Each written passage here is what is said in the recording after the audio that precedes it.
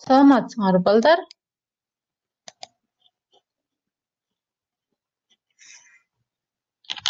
Презентация барыңарга көрүнүп атабы? Андай эмесе бүгүнкү сабактын темасы кычкылтек, кычкылтектен алынышы жана анын физикалык касиеттери.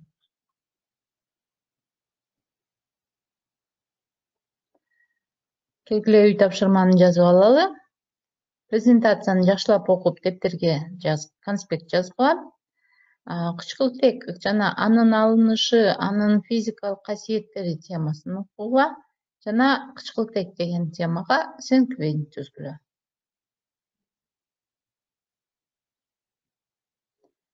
Эми келгиле мезгилдик система деген теманы өткөнбүз.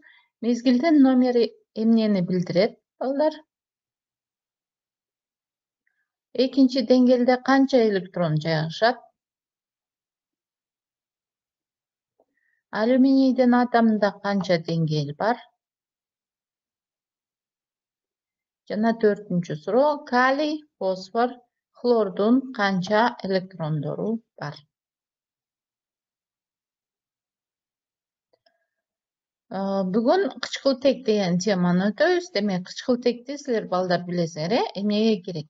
Эң биринчи биз кычкылтек менен эме кылабыз, Ошол жөнүндө бүгүн айтып кетели.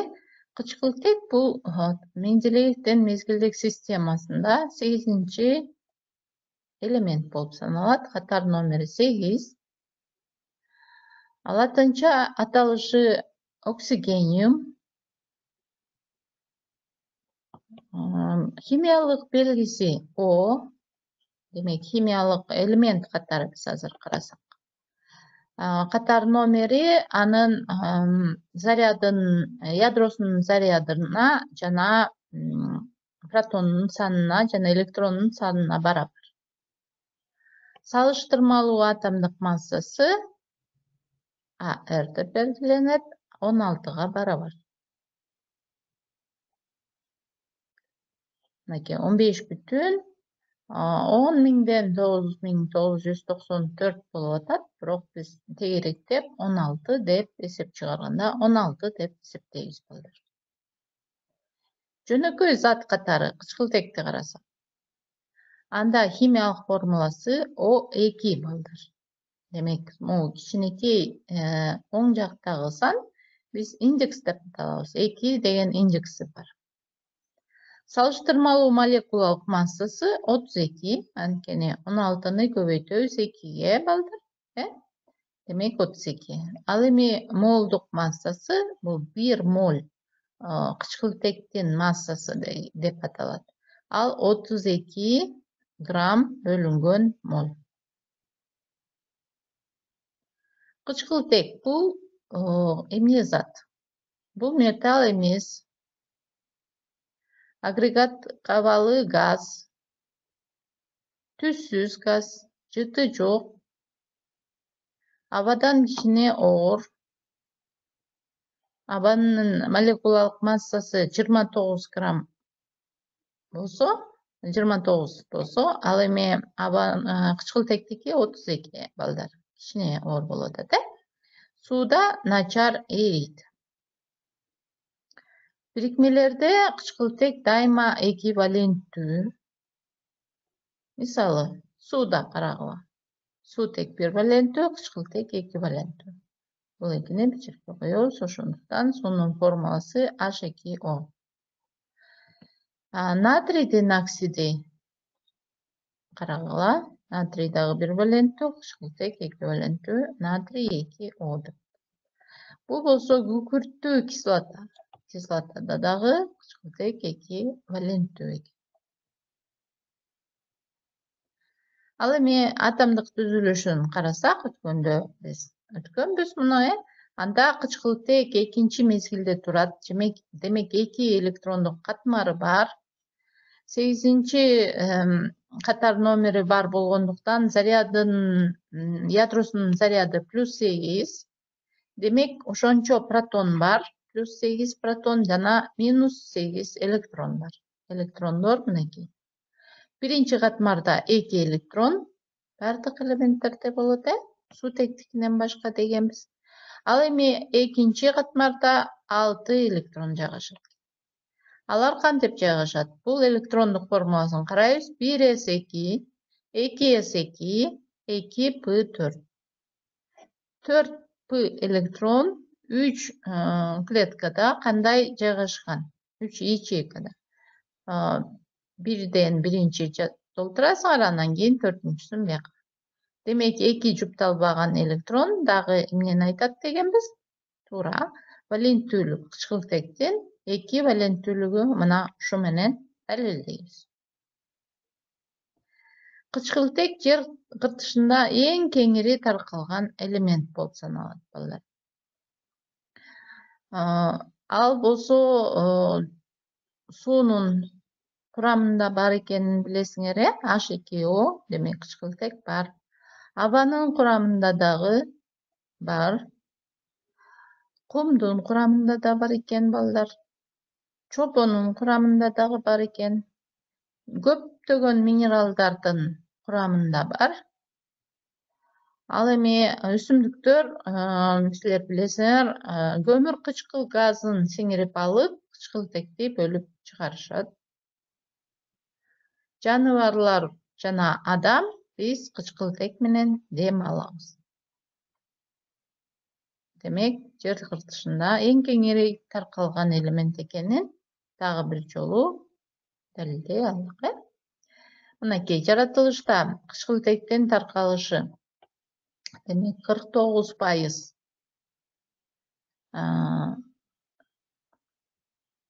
бул жер кыртышында экен. Ал эми кремний андан кийин экинчи орунда турат. Биринчи орунда кычкылтек турат экен. Андан кийин кремний, андан кийин алюминий, андан кийин башка элементтер. Ал эми абанын курамында сиздер билсеңер, бул аба деген газдардын аралашмасы болуп саналат. Анда азот, кычкылтек, аргон жана башка көмүр кычкыл газы жана башка газдар бар. Ал эми эң көп деген бул азоттун пайызы 78,9%. Бул азот. Ал эми кычкылтек 20,95% түзөт. Демек, азоттон кийин эле кычкылтек болот экен. А башка газдар калган 1%тен ашкан пайызды көрсөтөт. Жалбырактагы фотосинтез процесси дагы бул бизге эң маанилүү процесс. Анткени бардык жашыл өсүмдүктөр көмүр кычкыл газын, сууну жана күндүн энергиясын алып, көмүр кычкыл газын сиңирип алып, бизге керектүү органикалык заттарды, мисалы глюкозаны пайда кылат, крахмалды пайда кылат, анан кычкылтекти бөлүп чыгарышат. Ал кычкылтек менен жаныбарлар жана адамдар дем алабыз.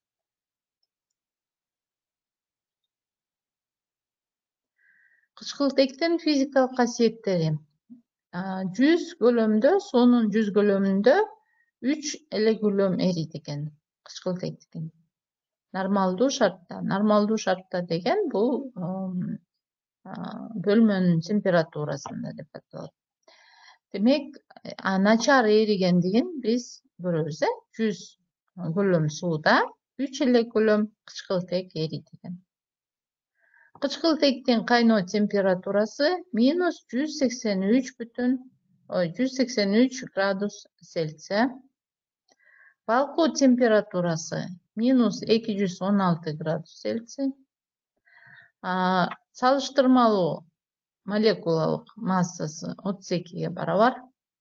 Ал эми аба боюнча тыгыздыгы, кычкылтектин тыгыздыгы 1,1129-га барабар. Газдын өзүнүн тыгыздыгы 1,4 грамм бөлүнгөн литр. Ал эми 760 сымап мамычасынын миллиметринин басымында жана 183 градус төмөнкү температурада кычкылтек суюк абалга өтөт. Суюк кычкылтекти ушул температурада жана ушундай басымда алсак болот. Кантип алабыз кычкылтекти? Лабораторияда жана өндүрүштө кычкылтектин алыныштары көп. Жолдору, мисалы, лабораторияда биз сымаптын оксидинен алабыз, эквиваленттүү сымап. Анда сымап өзү бөлүнүп чыгат дагы кычкылтек газ түрүндө. Кычкылтектин бөлүнүп чыкканын кантип далилдейбиз? Аны деген биз болсо күйүп кайра өчүрүлгөн таякчаны ошол кычкылтек чыгып аткан жерге койсок, анда ал кайра жанданып күйөт. Лабораторияда дагы кычкылтекти кантип алабыз? Бул марганцовка деп айтабыз го, перманганат деп, же калийдин перманганаты. Калийдин перманганатын ысытабыз. Ошол марганцовканы ысытсак, жерге деген стекловато коебуз. Ысытабыз, пробиркага салып, бул спиртовка балдар. Бул пробирканын ичине марганцовка. Бул газ өткөрүүчү түтүкчө. Жана бул стаканда бул кычкылтекти чогултуп алабыз. Ал абадан оор болгондуктан ошентип эле чогултуп алсак болот. Демек, бул ысытканда бул заттар бөлүнүп чыгат экен дагы, кычкылтек бөлүнүп чыгат. Кычкылтектин бар экенин жанагындай күйүп кайра өчүрүлгөн таякчаны койсок, кайра ал жанданып күйөт. Кычкылтектин дагы лабораторияда алынышы марганецтин оксиди, 4 валенттүү марганецтин оксидинен супероксидин кошуп алсак, анда суу менен кычкылтек бөлүнүп чыгат. Же болбосо марганецтин 4 валенттүү оксидине калийдин хлоратын кошсок, анда калийдин хлориди жана кычкылтек бөлүнүп чыгат. Демек, кычкылтектин лабораторияда алуу жолдору көп экен. Химиялык реакцияны ылдамдаткан, бирок өздөрү реакцияга кирбеген заттарды балдар катализаторлор деп атайбыз. Бул катализаторлор өзү реакцияга кирбейт. Мына карасаңар, биякта суутектин пероксиди ажырап атат. Ошол катализатордун жардамы менен. Катализатор жок болсо, анда реакция жүрбөйт. Ал эми катализаторду кошобуз, анда реакция бат жүрөт дагы, жакшы жүрөт. Анан суу менен кычкылтек пайда болуп атат. Марганец менен бул жерде эч кандай кошулма жок. Демек, марганецтин 4 валенттүү оксиди жөн эле реакцияны ылдамдатып атат. Ушул марганецтин 4 валенттүү оксиди катализатор деп аталат. Демек, ал реакцияны ылдамдатат, бирок өзү реакцияга кирбейт. Эстеп калдык, балдар? Ал эми кычкылтекти өндүрүштө абадан алса болот. Абада 21% жакын кычкылтек бар дедик. Демек, ошол абадан таза кычкылтекти ала алабыз. Андан тышкары өндүрүштө суунун электролизи аркылуу. Электролиз деген эмне, балдар? Кычкылтекти өндүрүштө сууга электроддорду салабыз. Анод, анан катод деген электроддор бар экенин билесиңер, физикадан. Катод, анодду салабыз жана электр тогун өткөрөбүз. Демек, буларды ошол электр токтун булагына бириктирип, анан электр тогуна өткөрсөк, анда суу ажырайт. Суу ажырап, суутек жана кычкылтек. Демек, суюк суудан биз болсо газ абалындагы суутекти жана кычкылтекти ала алабыз. Демек, 2 молекула суудан 2 молекула суутек жана 1 молекула кычкылтекти ала алабыз. Бул өндүрүштө кычкылтекти электр тогунун жардамы менен алуу жолу. Кычкылтектин химиялык касиеттери. Бул химиялык касиеттерин силер кийинчерээк дагы өтөсүңөр. 9 класстан дагы, 10 класстан дагы. Ал эми кычкылтектин химиялык касиеттери, демек, бул болсо күйүү реакцияларга жардам берет кычкылтек. Жана көбүнчө бардык эле элементтер кычкылтек менен реакцияга кирсе, ал реакцияларды биз кычкылдануу реакциялары деп атайбыз. Жана ошол эгерде жөнөкөй зат менен кычкылтек реакцияга кирсе, анда татаал заттарды пайда кылат, оксидтерди. Кээ бир татаал заттар менен дагы аракеттенип оксидтерди пайда кыла алат. Оксидтер оксигениум деген кычкылтектин латынча аталышынан келип чыккан. Бул эки элементтен турган татаал заттар. Бирөөсү сөзсүз кычкылтек. Демек, эки элементтен турган, анын бири кычкылтек болгон татаал заттар оксидтер, балдар. Дагы бир жолу бышыктап кайталап атам. Эми кычкылтек бул жанагы айтып атпаймынбы, өчүп бараткан шамды күйгүзөт. Демек, бул күйүү реакциялар болсо, сөзсүз түрдө кычкылтектин жардамы менен болот. Күйүү ар кайсы заттар ар кандай болуп күйүшөт. Кээ бирөө көк жалын, кээ бирөө сары жалын, кээ бирөө кызыл жалындуу, кээ бирөө жашыл жалындуу болот. Ал болсо ар бир элементти өткөндө силер аны билесиңер. Бул күйүү реакциялар деп эмнени атайбыз? Ал күйүү реакциялар бул жылуулук менен жарык бөлүнүп чыккан кычкылдануу реакциялары.